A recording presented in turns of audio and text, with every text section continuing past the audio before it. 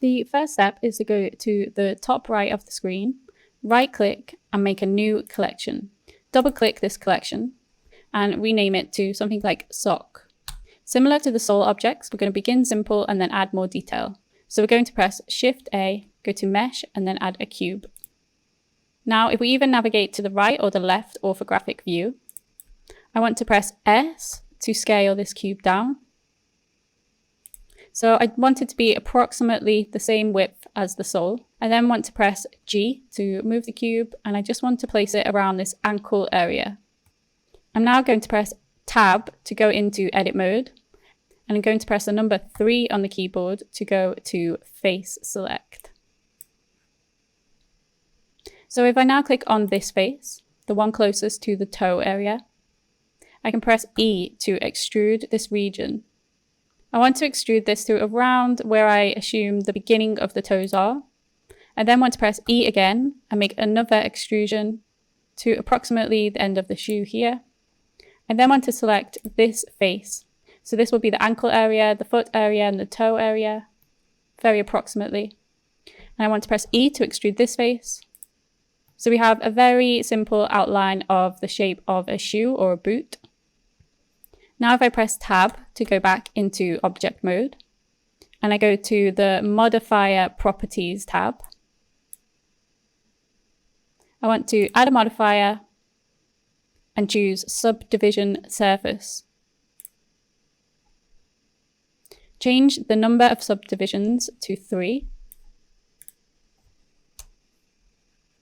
Then right-click that shape and click Shade Smooth. This should give us a shape that looks like a balloon sock. So I'm going to press Tab to go back into edit mode, and I'm going to select this top face here and press X on the keyboard to delete the face, which should give us an open end, which is more like a shoe or a sock. Now I realize that the sock doesn't quite meet the end of the sole area, so I'm going to hold down Shift and click these 2 back faces and press G to move them, but only on the Y axis. Now it's really important to note that your model might look different to mine. You may have extruded these areas further, your sole may be a little wider, so please just take what I'm doing as guidance and try to inspect your own model and make the modifications where you think is necessary. So this section now looks a little too broad for me, so I'm going to move this section back.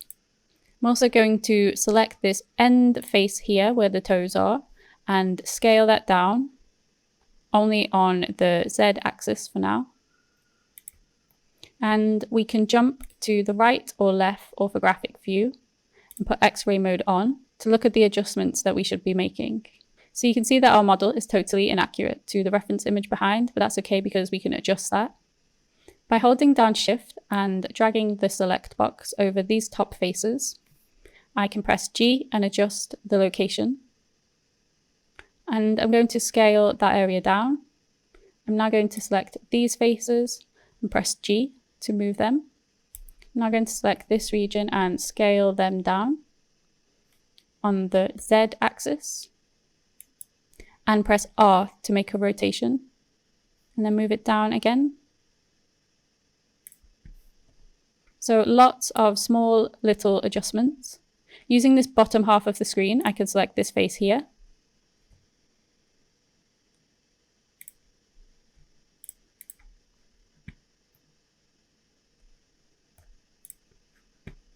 And I'm going to select this face at the heel of the shoe. I'm going to press R to rotate it,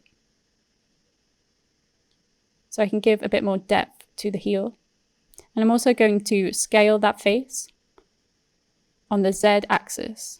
So you'll constantly be moving, resizing, and rotating different areas of this sock shape, just like we did with the sole sections of the shoe. So this shape looks okay from the side view, but from the front or the top, it's very square. So let's try and change that. So I want to select the face at the very end of the shoe. I'm going to scale that down on the X axis and move it on the X axis. I'm now going to press 1 on the keyboard to go to vertex select. I'm going to select these vertices here. And I'm going to move this vertex more inwards to make the base of the foot more narrow, but the heel of the foot becomes broad again. So I'm going to select this vertex and move that on the x-axis. But now this region slightly overlaps the sole of the shoe. So I'm just going to move that again, but on the y-axis. So remember that the shoe becomes more narrow at the ankle area. And if we press tab to go back into object mode, we can check what's going on. So once you have been modeling for a while, you will learn and understand where you need to make these adjustments. So if it's the first time you've modeled something, it will take time to get it right. For example, here I realize that I need to make a loop cut. If I press Command R, I want to make a horizontal loop cut, and that just allows us to bring a lot of the material downwards to the base of the shoe. I'm going to scale that loop cut and now again make more adjustments. So for example, these two vertices here, I'm going to bring them back on the y-axis, whereas these two vertices here, I'm going to bring them forward on the y-axis and a little bit higher. So you can see what I'm trying to do here.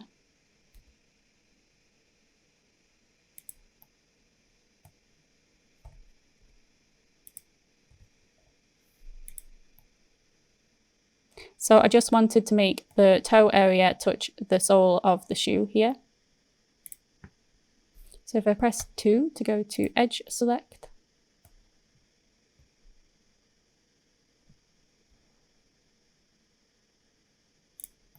and if we go back to the side view here, put X-ray mode back on, we can double check what's going on here. Usually you will have to keep making more and more adjustments. And remember, if this mesh is too complicated for you to work with, you can just click this upside down triangle icon, which places the mesh on top of the sock area. At this point, I still do use the reference images, but I prefer to use my common sense on what a shoe should look like.